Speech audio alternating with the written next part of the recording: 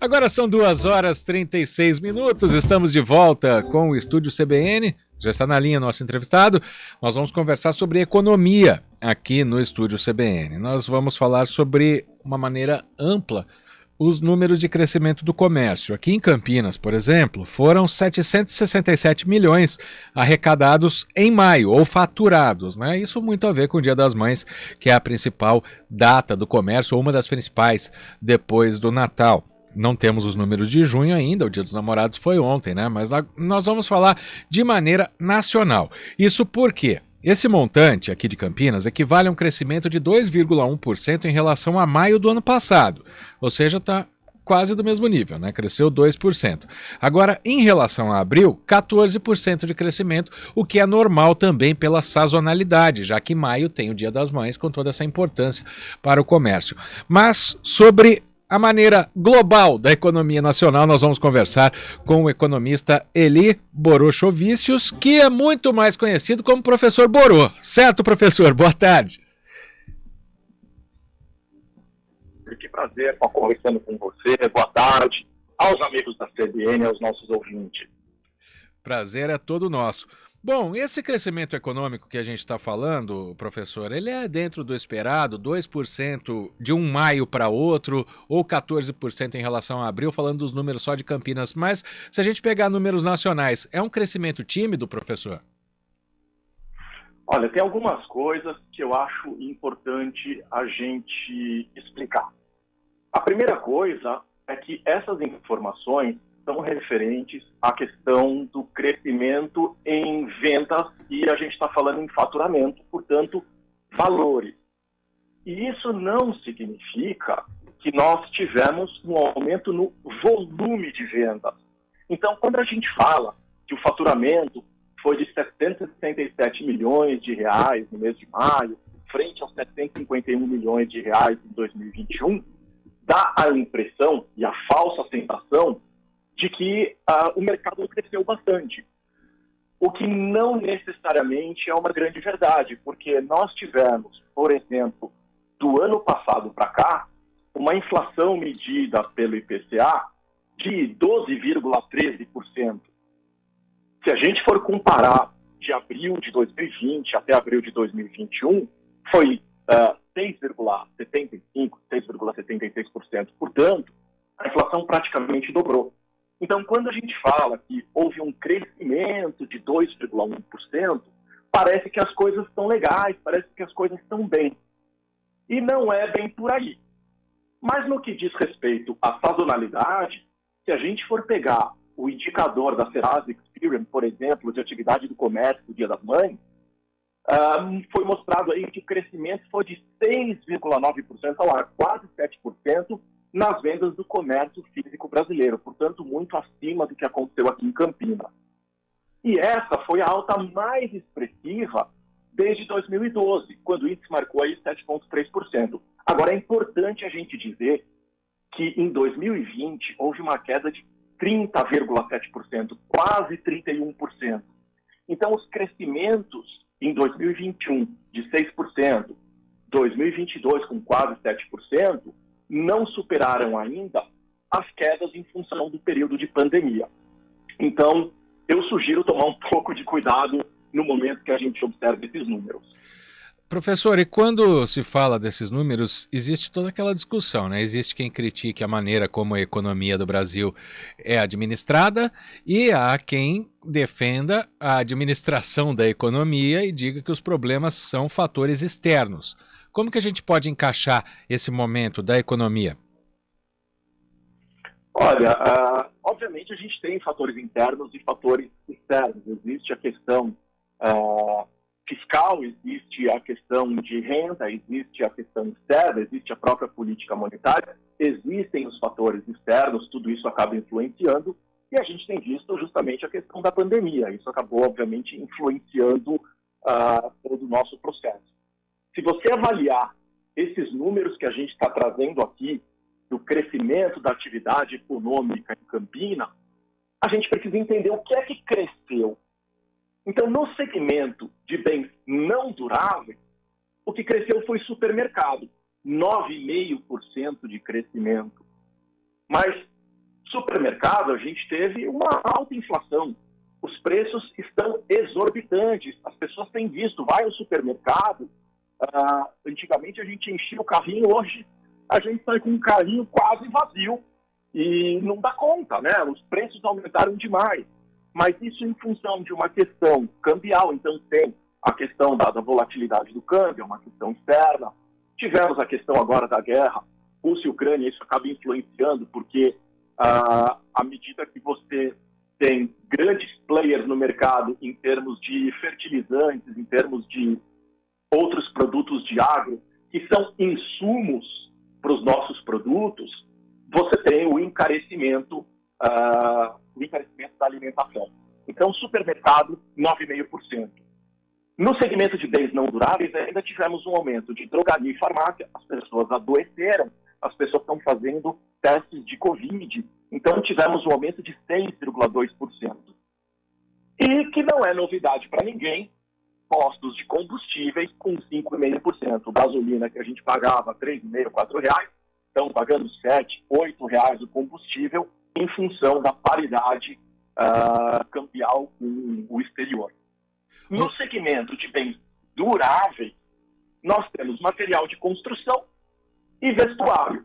E no setor de serviços, o crescimento foi de turismo, porque não tinha turismo por causa da pandemia, agora a gente está retomando aos poucos, e bares e restaurantes, que também é uma retomada gradual que a população, então, começa então, a gastar, quer dizer, os bares e restaurantes estão, nesse momento, começando a sair daquele problema gigantesco que foi criado em função da pandemia. Então, professor, a gente tem que medir pelos índices de inflação e não pelos números absolutos, é isso? Na verdade, quando a gente fala em crescimento de faturamento, a gente está falando receita. Receita é preço de venda versus quantidade. Volume de vendas versus o preço. Como nós tivemos uma alta inflação, os custos aumentaram muito, custo de energia, custo da mão de obra, custo da água, custo da matéria-prima. Como tudo isso aumentou, as empresas precisaram aumentar o seu preço de venda. Então, como nós tivemos um preço de venda majorado, ainda que a quantidade tenha caído, dá a falsa sensação de que a coisa vai bem porque o faturamento aumentou. Mas o que a gente precisa medir é resultado. Então, desse faturamento, eu ainda preciso tirar custos, despesas fixas, variáveis, né? Eu preciso tirar juros que são pagos aos bancos, e a gente sabe que aqui no Brasil as taxas de juros são altíssimas. Tem que tirar os custos que a gente tem com operadora de cartão de crédito, tira a depreciação, e aí sim a gente tem um resultado. Então, falar somente de faturamento não é suficiente para identificar se de fato as coisas estão melhores. O ideal seria a gente falar em termos de resultado. Resultado melhorou? As empresas realmente estão melhores? A população hoje está consumindo mais? Como é que está esse cenário? É verdade, né? E como vai ficar daqui para frente? Essa é uma situação complicada, né? Porque a inflação, a gente está vendo fatores externos também, inflação global, a gente está vendo guerra aqui no Brasil, a gente tem um cenário de incerteza por causa das eleições, então é muito, ou melhor, é impossível fazer uma projeção de quando a economia poderia voltar a ter um bom poder de compra, né? Quando as pessoas poderiam ter um bom poder de compra, professor? São muitas as variáveis, né? As próprias eleições é uma incerteza muito grande, e aqui no Brasil a gente tem uma insegurança jurídica muito grande, então é difícil a gente conseguir um investimento do mercado internacional por conta disso, a guerra que foi falada. Agora, pelo lado positivo, a gente está tendo uma redução na taxa de desemprego. Isso é bom. Em função do avanço da vacinação e a gente, com gradual retomada econômica, a gente percebe, então, a queda na taxa de desemprego. E isso parece uma notícia maravilhosa. No entanto, é válido dizer que se a gente for pegar a média das receitas, a média da remuneração, essa média caiu. Se ela estava em aproximadamente R$3.000, em média agora paga-se 2,5. Portanto, você reduziu a taxa de desemprego, então mais pessoas estão sendo empregadas, só que estão sendo empregadas com uma receita menor, estão recebendo menos. E aí, mais pessoas recebendo menos, a gente continua tendo a mesma movimentação econômica. O ideal seria que as pessoas tivessem mais dinheiro, inclusive para suprir essa alta da inflação, e que pudesse consumir. A gente precisa aumentar o consumo.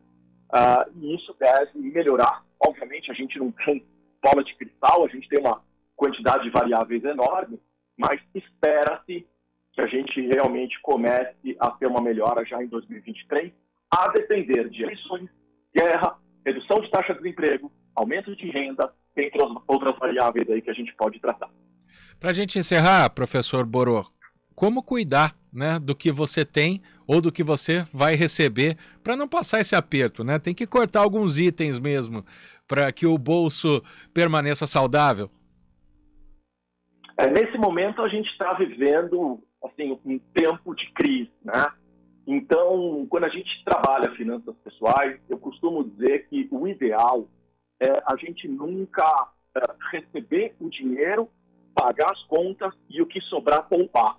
A gente precisa aprender a poupar e ter o hábito de poupança. Então, a fórmula aí é você receber, poupar e o que sobrar gastar.